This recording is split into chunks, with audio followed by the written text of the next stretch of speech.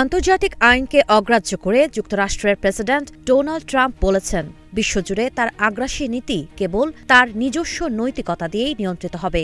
এই মন্তব্য এমন এক সময় এসেছে যখন যুক্তরাষ্ট্র ভেনেজুয়েলায় সরাসরি সামরিক হামলা চালিয়ে দেশটির রাজধানী কারাকাস থেকে দেশটির প্রেসিডেন্ট নিকোলাস মাদুরোকে অপহরণ করেছে।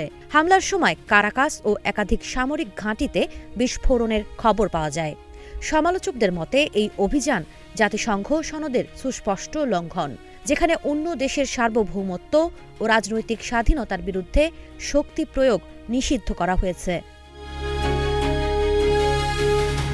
নিউ ইয়র্ক টাইমসকে দেওয়া এক সাক্ষাৎকারে ট্রাম্প বলেন, আমার আন্তর্জাতিক আইনের প্রয়োজন নেই, আমি মানুষকে আঘাত করতে চাই না।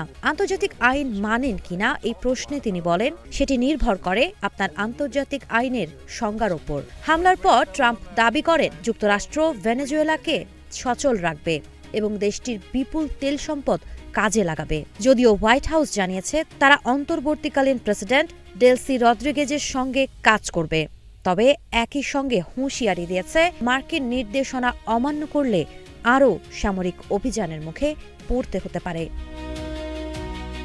এর মধ্যেই ট্রাম্প কলম্বিয়ার বামপন্থী প্রেসিডেন্ট গুস্তাভো পেত্রোর বিরুদ্ধে হামলার ইঙ্গিত দিয়েছেন এবং ডেনমার্কের গ্রিনল্যান্ড অঞ্চল অধিগ্রহণের প্রচারণাও জোরদার করেছেন। গত জুনে তিনি ইসরায়েলের সঙ্গে ইরানের বিরুদ্ধে যুদ্ধে যুক্ত হয়ে পারমাণবিক স্থাপনায় বোমা হামলার নির্দেশ দেন।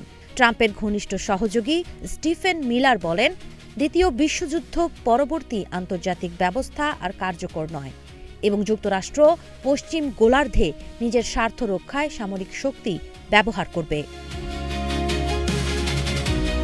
তবে আন্তর্জাতিক আইন বিশেষজ্ঞরা সতর্ক করে বলেছেন, এই ধরনের অবস্থান গোটা বিশ্বকে বিপজ্জনক পথে ঠেলে দিতে পারে।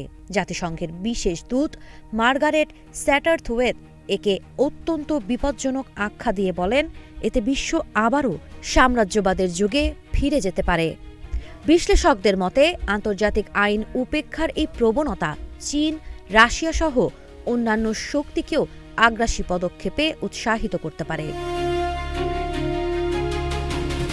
আল জাজিরার বিশ্লেষণ বলছে, ইতিহাস প্রমাণ করে ল্যাটিন আমেরিকায় মার্কিন সামরিক হস্তক্ষেপ কখনোই স্থিতিশীলতা বয়ে আনেনি, বরং তৈরি করেছে অস্থিরতা, দমনপীড়ন ও মানবাধিকার সংকট। ট্রাম্পের এই হুঁশিয়ারি ঠিক কী প্রভাব ফেলবে বিশ্বজুড়ে তা এখন আলোচ্য বিষয়। সাবা খান, নাগরিক প্রতিদিন।